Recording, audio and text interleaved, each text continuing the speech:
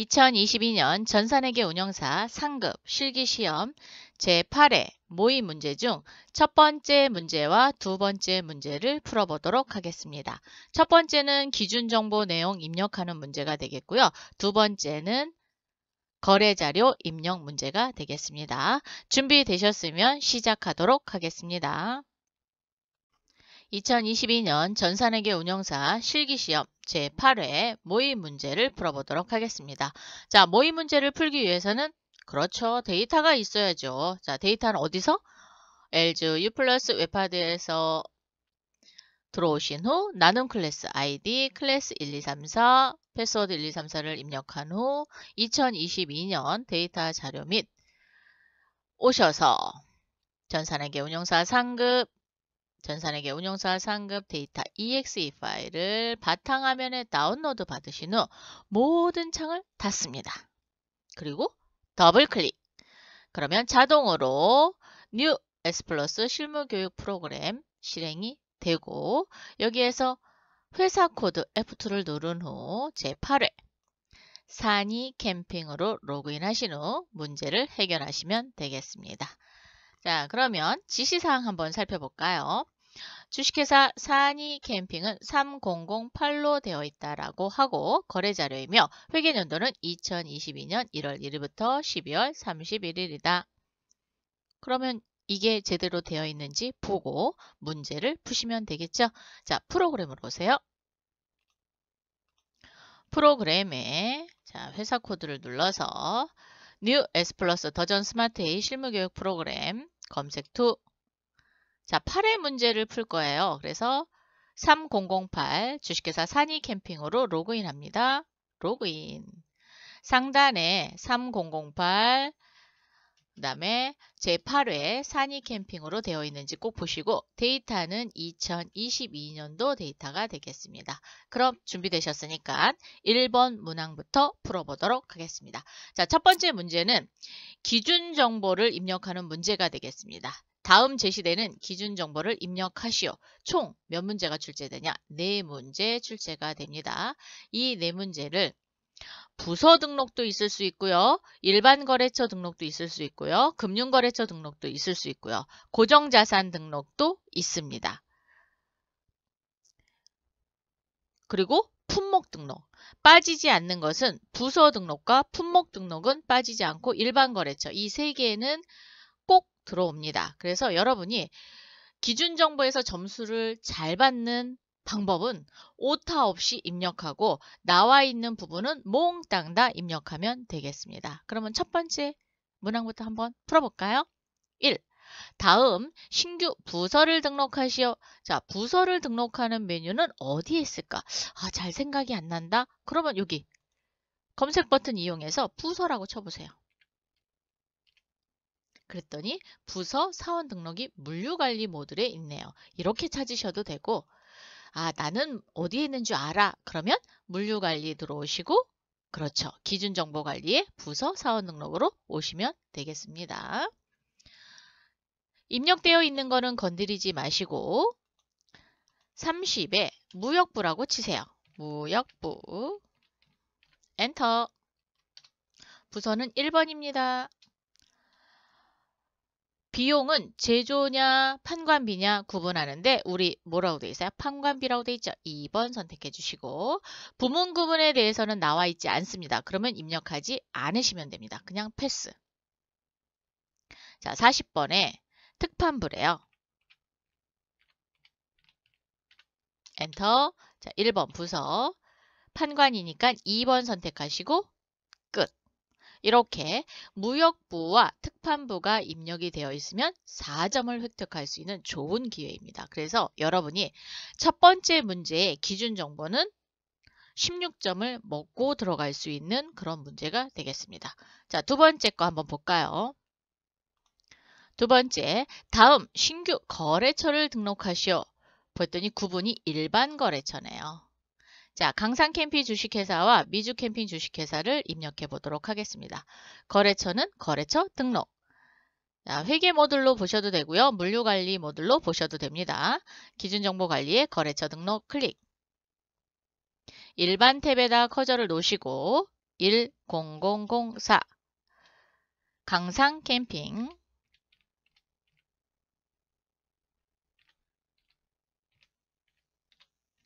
가로 열고 주식회사 꼭 넣어주시고 오타 안 나도록 조심하세요. 자, 사업자 등록번호는 번호를 입력하시면 되겠습니다. 105 811142 이렇게 번호만 입력하시면 알아서 쪼개지면서 3자리, 2자리, 5자리로 분류가 됩니다. 강상 캠핑의 대표자는 이민수래요. 자, 이민수 그리고 엔터. 지금 거래처 분류가 매출처와 매입처가 이렇게 구분이 되어 있습니다. 그러면 우리도 구분해 주시면 돼요. 매출처 1번입니다. 사용 여부는 동그라미, 업태는 도소매업, 그리고 엔터. 여기서 이제 중요한 거예요. 엔터를 치셔야 돼요. 안 그러면 업자가 나도 모르는 사이에 저 멀리 도망가 버리는 그런 현상이 일어납니다. 자, 캠핑용품. 캠핑용품.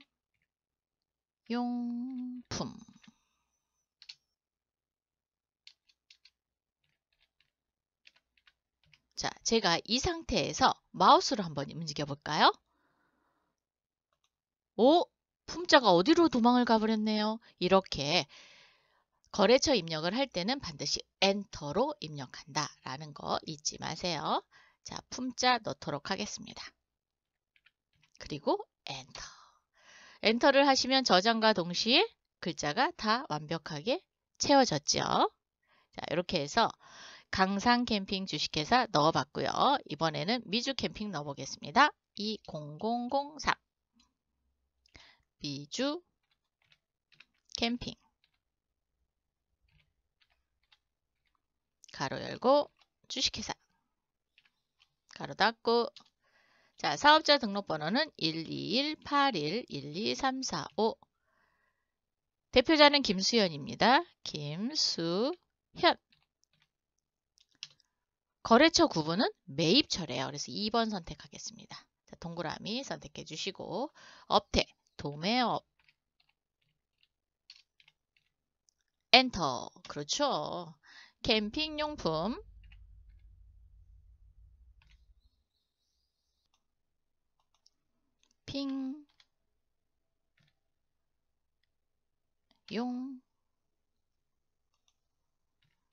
용품 엔터. 자, 이렇게 해서 도매업과 캠핑용품 종목까지 입력했습니다. 이렇게 해서 거래처 2개 입력해서 얘는 각각 채점해요. 그래서 강상 캠핑 2점, 미주 캠핑 2점 이렇게 채점이 됩니다. 세 번째, 다음에 신규 상품 품목을 등록하시오. 품목 등록이네요. 자, 침낭을 등록하도록 하는데 이 품목 코드 제대로 넣으셔야 됩니다. 이 품목 코드 내 맘대로 넣으시면 안 돼요. 자, 상세 규격은 X라지네요. 그리고 단위는 EA입니다.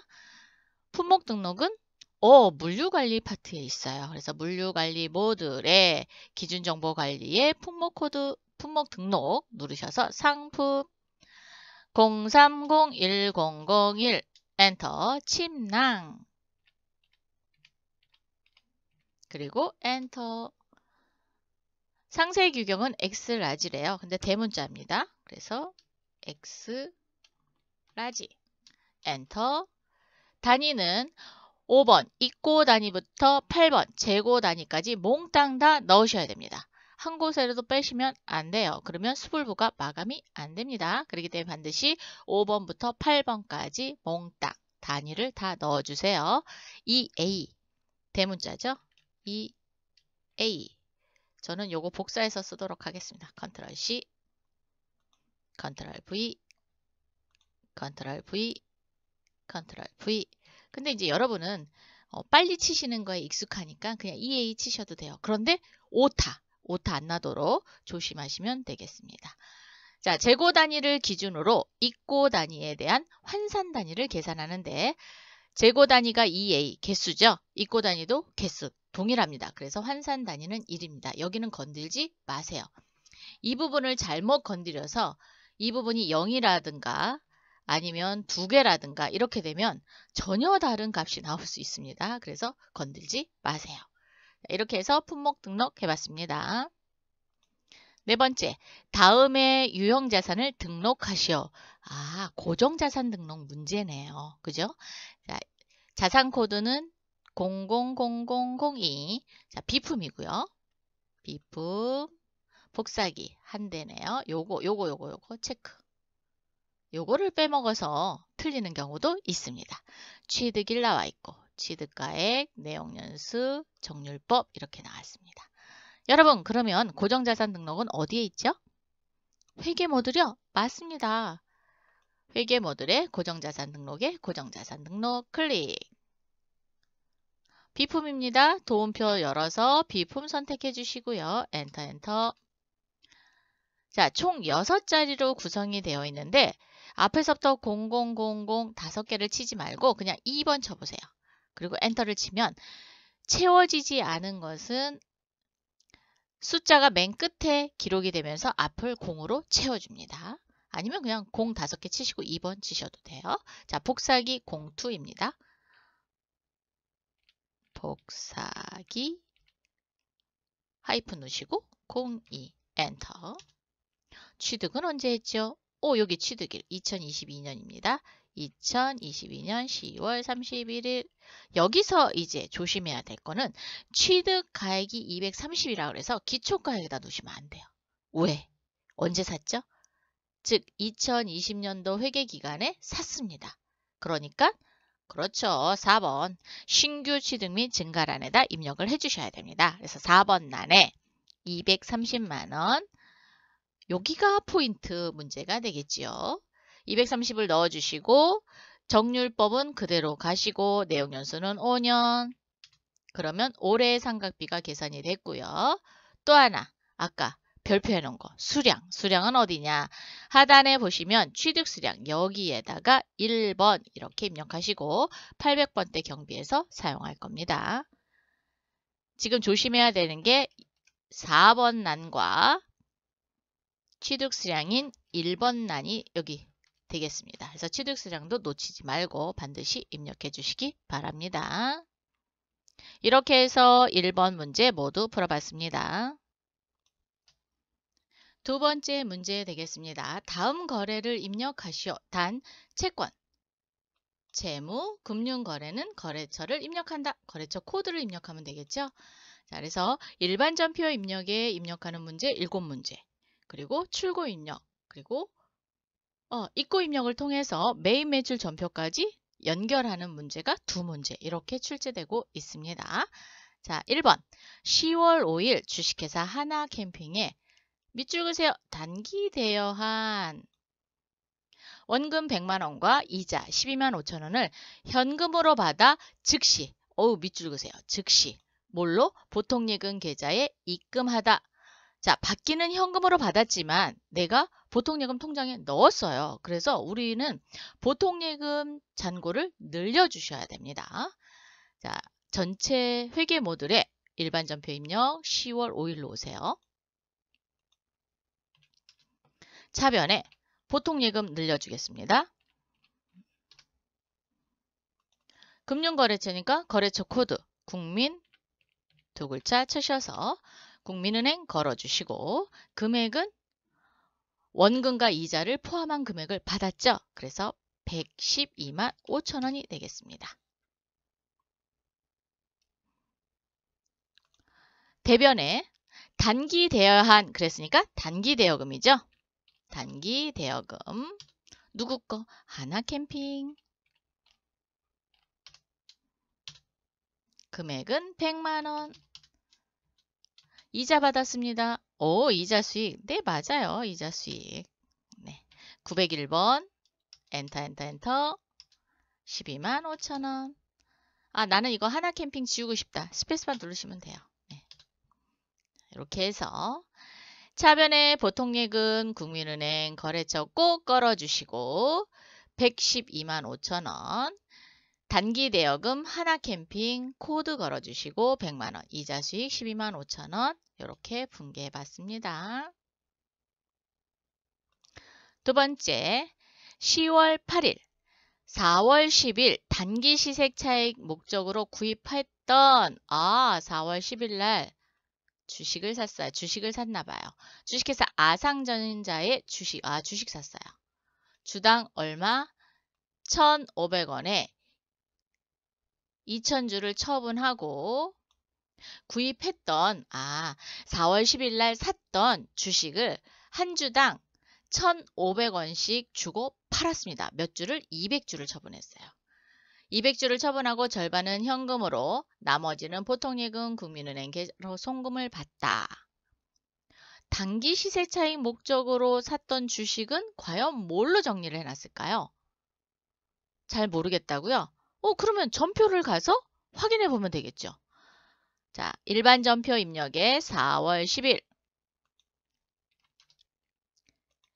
단기 손익 공정가치 측정 금융자산, 즉 KIFRS 계정 과목을 따르다 보니까 단기 매매증권으로 하지 않고 단기 손익 공정가치 측정 금융자산이라는 계정 과목을 씁니다.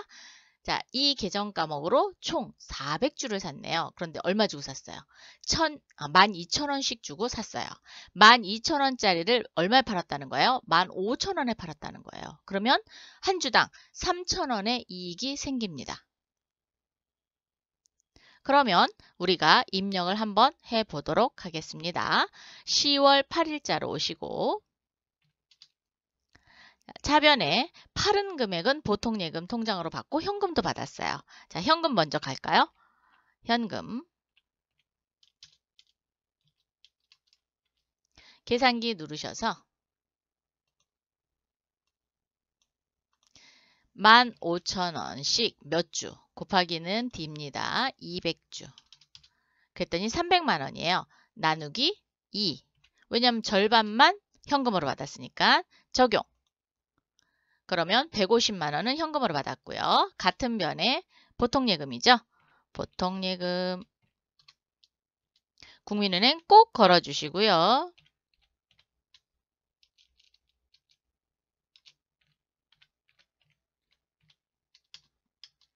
(150만 원) 대변에 아까 단기손익 공정가치 측정 금융자산이라 그랬죠? 자, 단기라고 두 글자만 치시고 단기손익 공정가치 측정 금융자산 107번 갑니다. 107번에 금액은 과연 얼마였냐? 오른쪽 마우스 눌러서 조금 전에 우리가 확인한 거는 얼마에 샀어요? 12,000원에 샀습니다. 그리고 지금 팔은 거는 200주만 처분할 거예요. 그래서 200주만 계산합니다.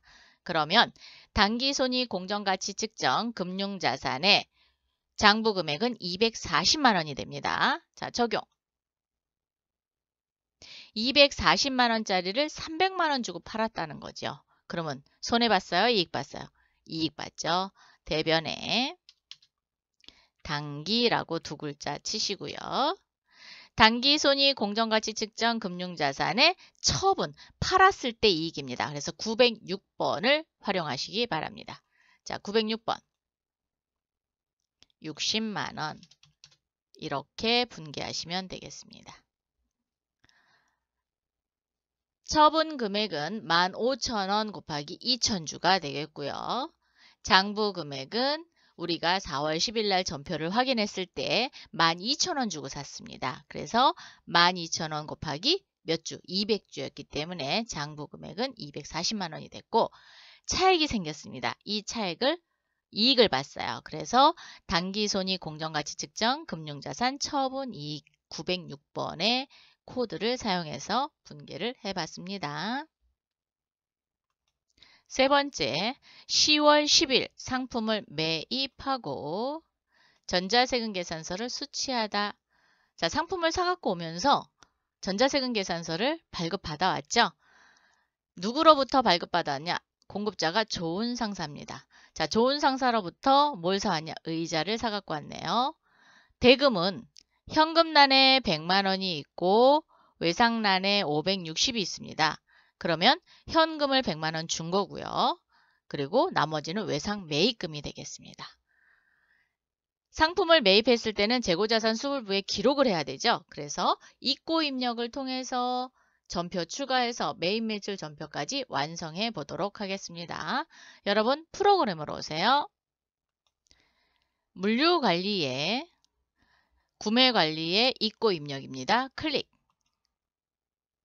날짜는 10월 10일이고요. 자, 건별로 가고요. 전자세금 계산서 과세 물품을 사갖고 왔죠. 그래서 과세입니다. 1번. 어디로부터 사왔냐? 좋은 상사로부터 사왔죠. 자, 좋은 상사 걸어주시고, 대금은 어떻게 했냐? 현금 일부 줬고 나머지는 외상했죠. 그렇기 때문에 혼합 가겠습니다. 4번 혼합. 상품은 의자, 더블클릭 또는 F2. 의자 선택해 주시고, 수량은 100개, 6만원. 이 중에 현금이 100만원이었고요. 나머지 560이 외상 매입금이 되겠습니다. 반드시 체크하시고 전표 추가,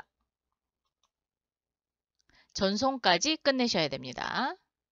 그리고 나서 상단에 전송 여부가 되어 있는지를 꼭 확인하신 후 회계 모듈에 메인 매출 전표 입력입니다. 메인 매출 전표 입력 10월 10일로 조회를 해보세요. 그러면 입고 입력을 통해서 전송된 전표가 들어왔습니다. 들어오셨나요?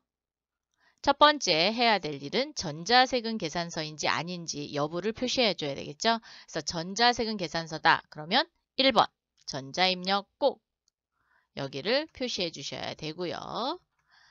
하단의 분계 내용을 살펴보니까 외상으로 사갖고 왔기 때문에 차변의 부가세 대금, 차변의 상품, 대변의 현금 100만원 지급했죠. 그리고 외상 매입금이 560. 하단의 분계 부분은 고칠 게 없네요. 이렇게 해서 세 번째 거 풀어봤습니다. 네 번째, 10월 13일 지난달 영업부 직원 최영도에게 지급한 출장비를 다음과 같이 보고받고 초과 지출액, 밑줄 그어주세요. 초과 지출액은 현금으로 지급하다. 부족했어요. 그래서 더 지급을 했습니다. 출장보고서 내용 좀 볼까요? 10월 1일 날 가서 10월 12일 날 왔네요. 지급받은 금액은 30만원. 요 30만원이 가지급금으로 처리가 됐었겠죠? 자, 가지급금으로 처리가 됐는데 실제는 33만원 썼어요. 그래서 3만원을 현금으로 다시 지급을 했습니다. 지출 내용은 숙박비, 식비, 교통비인데 요 식비 15만원. 요 15만원에 뭐가 포함되어 있어요? 거래처 직원과 식사한 10만원이 포함이 되어 있습니다. 원래 출장에서 사용한 비용은 모두 여비교통비라는 계정을 써서 정리를 하게끔 되어 있습니다. 그런데 누구하고? 거래처 지용은 접대용으로 밥 먹는 거잖아요. 그래서 거래처 직원과 식사한 10만원은 접대비로 빼셔야 됩니다. 한번 정리해보러 갈까요? 회계 모듈에 일반 전표 입력 오시고 10월 13일입니다. 차변에 여비교통비 800번째 여비교통비로 오세요. 금액은 10만원, 15만원, 8만원, 33만원 중 10만원이 뭐예요? 접대비죠. 그래서 23만원이 되겠습니다. 같은 변에 접대비 갑니다. 10만원. 대변에 출장할 때 보내주었던 계정 과목이 가지급금이었죠. 그 가지급금을 정리합니다. 자, 가지급금 최영도라고 한번 쳐보세요. 최영 두 글자만 치시면 나오면 거래처 코드를 걸어주셔야 되고 없으면 안 걸으셔도 됩니다. 없나요? F2 눌러볼까요? 최영도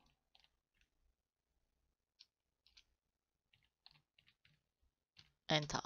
없네요. 없으면 코드 안 걸으셔도 되고요. 있으면 반드시 걸으셔야 됩니다. 30만원을 가지급금으로 받았고 부족한 금액에 대해서는 현금으로 처리했습니다. 자, 이렇게 해서 종업원이 사용한 출장 경비는 모두 다 여비교통비로 정리하고 거래처 직원과 식대한 부분만 접대비로 정리했습니다. 요게 포인트입니다. 이번 문제. 접대비. 그리고 부족한 금액에 대해서는 부족한 게 아니라 더 쓰고 온 거죠. 그래서 초과된 금액에 대해서는 현금으로 지급되었다라는 것까지 문제에 반영시켰습니다. 교재는 192페이지가 되겠죠. 다섯 번째, 10월 16일 지난달 신용카드, 삼성카드 사용대금 56만 원이 청구되어 사용대금이 청구되어 보통예금 국민은행 계좌에서 인터넷뱅킹으로 이체하다. 자, 지난달에 경비로 사용해왔던 삼성카드 대금이 청구가 됐어요. 자, 그러면 삼성카드를 썼을 때는 뭘로 해놨을까요? 미지급금. 네, 맞습니다. 미지급금으로 모아놨던 금액을 이제 결제를 했으니까 반대편으로 보내서 정리를 해야 되겠죠? 자, 그래서 일반 전표 10월 16일로 오시고요. 차변에 미지급금. 삼성카드. 카드 대금이에요. 그래서 삼성카드 걸어주시고 얼마? 56만 원 결제했습니다. 대변에 보통예금 통장에서 결제를 했죠. 보통예금 거래처는 금융은행, 국민은행, 금융거래처니까 56만 원 이렇게 정리했습니다. 카드 대금이 청구가 되면은 미지급금으로 정리를 하셔서 반제 처리해 주시면 되겠죠. 여섯 번째, 10월 20 상품을 매출하고 이번에는 매출했네요. 전자세금 계산서를 발급하다. 자, 우리 회사인 산이캠핑이 세나캠핑한테 뭘 팔았냐? 20날 텐트와 의자를 팔면서 대금은 뭘로 받았다라는 얘기가 없습니다. 그래서 외상입니다. 외상 매출금이 되겠네요. 지금과 같이 상품을 매출했을 때 재고자산 수부부를 거쳐야 되죠. 거치려면은 그렇죠. 출고 입력에 입력을 해서 전표를 추가 전송한 후 매입 매출 전표 입력까지 넘어오는 단계를 거치셔야 됩니다. 프로그램으로 오세요. 물류관리에 판매관리 출고 입력입니다. 클릭. 제가 요즘 발음이 좀 이상한가 봐요. 자꾸 세요. 10월 20 여러분 이해해 주세요. 건별 과세 정확하게 발음하려고 그러는데 잘 안 될 때가 있어요. 세나 캠핑한테 팔았죠? 자, 세나 갑니다. 엔터. 수금은 못했습니다. 그래서 외상으로 그대로 가겠습니다. 상품 텐트 수량은 50개 50만원. 상품 더블클릭 의자 몇 개 팔았어요? 200개 10만원씩 팔았습니다.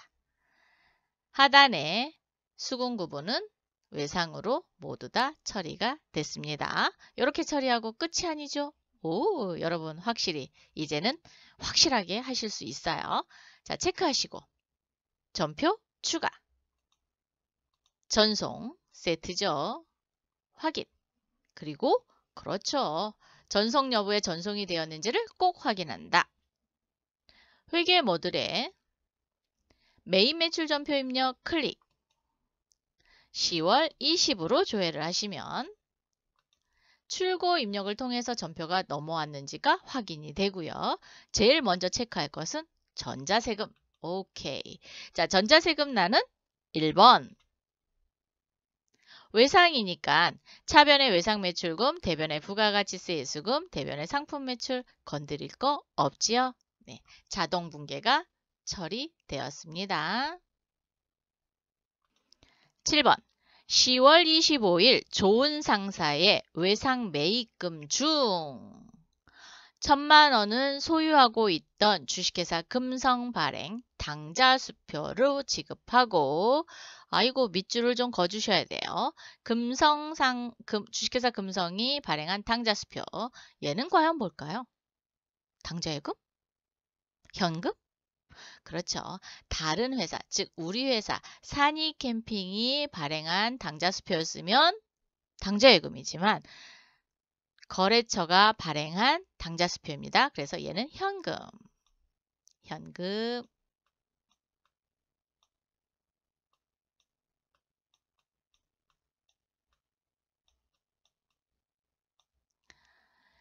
(1350만 원은) 약속어음 마바의 56741234 만기는 2023년 1월 20 하나은행을 발행하여 지급하다. 어음을 발행해서 지급했네요. 그러면 어음을 발행하거나 어음을 회수하거나 어음 만기가 되면은 그렇죠. 자금 관리를 해야죠. 요 자금 관리 키는 F3입니다. 요거는 반드시 외워두셔야 된다라고 계속적으로 강조하고 있습니다. 여러분 F3 키는 꼭꼭꼭 외워두세요. 그러면 10월 25일자 일반 전표로 가보도록 하겠습니다. 회계 모듈에 전표 입력 장부에 일반 전표 입력 10월 25일입니다. 차변에 이거 대변부터 하셔도 상관없어요. 대변부터 할까요? 네, 대변에 금성 발행 당좌수표를 1000만 원 줬습니다. 그러면 현금이죠. 현금 엔터 1000만 원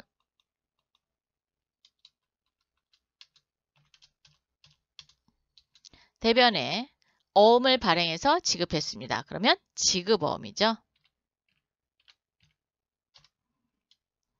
지급어음은 채무입니다. 그래서 거래처 걸어주셔야 돼요. 누구한테 발행했어요? 좋은 상사한테 발행했습니다. 그래서 좋은 상사 금액은 1350만 원. 이렇게 되면 차변에 외상매입금이 총 얼마라는 얘기예요? 외상매입금 좋은 상사 걸어주시고 그냥 위에 거 칠게요. 총 얼마라는 얘기예요? 2350만 원이라고 하는 겁니다. 그래서 여러분이 지금 밑에 보시면 2350 마이너스로 되어 있죠? 마이너스는 차변 금액이 부족한 겁니다. 플러스면 대변 금액이 부족한 거고요. 마이너스면 차변 금액이 부족한 겁니다. 그래서 제가 대변부터 했어요. 자, 여기서 끝이 아닙니다. 그렇죠. 지급어음에 대해서는 반드시 F3을 눌러야 된다라는 거죠. 자, F3. 근데 F3 키가 잘 기억이 안 나. 근데 뭔가를 하기는 해야 돼.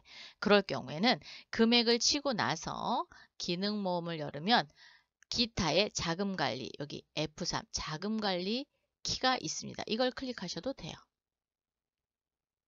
지급어음 관리창이 뜨면서 발행입니다. 그리고 어음 번호는 직접 치시는 게 아니라 F2 조회를 해서 하는 거예요. 또는 더블 클릭합니다. 더블 클릭을 하면 우리 회사에서 가지고 있는 어음의 종류와 번호들이 쫙 뜹니다. 이게 수불장이에요. 이 중에 우리가 사용할 것은 마바의 5671234 1번이네요. 그죠? 지금 첫 번째 게 파란색으로 선택이 되어 있다라고 보는 겁니다. 지금 이렇게 선택이 되면 파란색이 됩니다. 확인. 발행일은 그대로 두시고요. 문제는 이 만기일을 수정 안 하시는 분들이 간혹 있으세요. 이 만기일을 수정해 주셔야 됩니다. 자, 커져 갖다 놓으시고 2023 0120 2023년 1월 20날이 만기일입니다. 여기를 반드시 수정하셔야 된다라는 거죠. 다 해놓고 이 부분을 안 하셔서 틀리시는 분들이 있어요. 여러분 없을 것 같죠? 있습니다. 그래서 여러분도 반드시 꼭 만기를 확인한다. 자, 이렇게 해서 자금 관리를 하게 되면은 어음의 종류와 지금 현재 상태 그리고 만기 일자가 이렇게 돌출이 됩니다. 잘 되셨나요? 네, 반드시 어음에 대해서는 자금 관리한다. 잊지 마세요.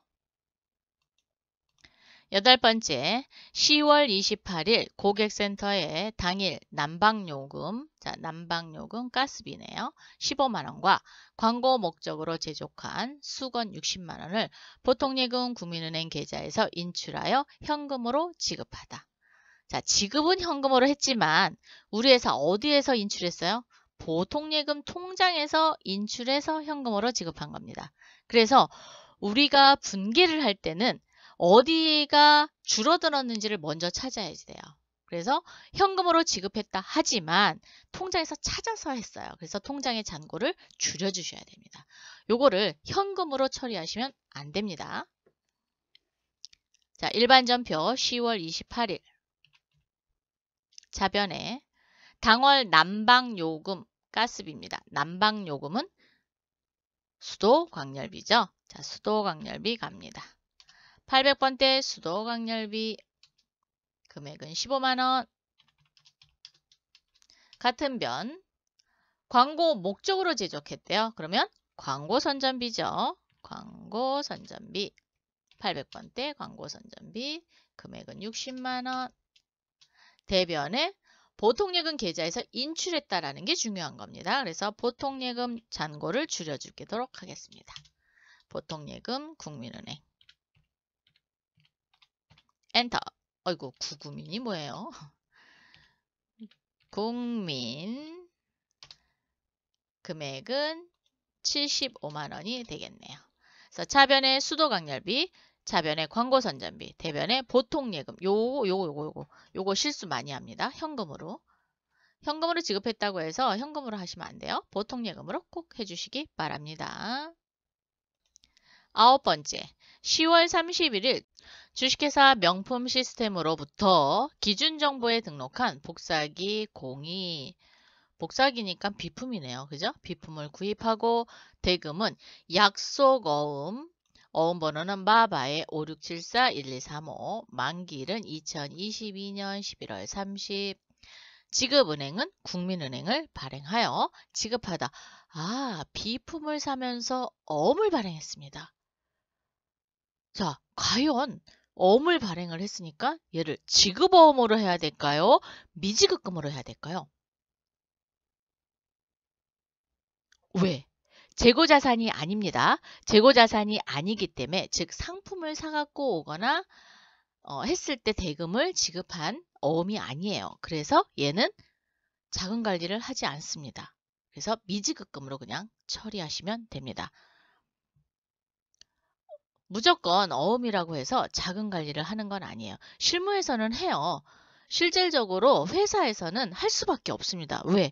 나중에 만기가 언제 돌아오는지를 알아야 결제 대금을 넣어 놓을 거 아니에요. 그렇기 때문에 실제로는 어음 관리를 하는데 우리가 시험 보는 데에서 문제상으로는 비품은 재고자산이 아니기 때문에 외상 매입금이 아니에요. 그래서 지급어음이라는 계정을 쓰지 않습니다. 미지급금이라는 계정을 써서 그냥 퉁쳐버리시면 될 것 같습니다. 그리고 기준정보에 등록된 복사기 2에 대한 금액을 몰라요. 그렇기 때문에 고정자산 등록 메뉴를 열어서 거기에 있는 금액을 확인하고 오도록 하겠습니다.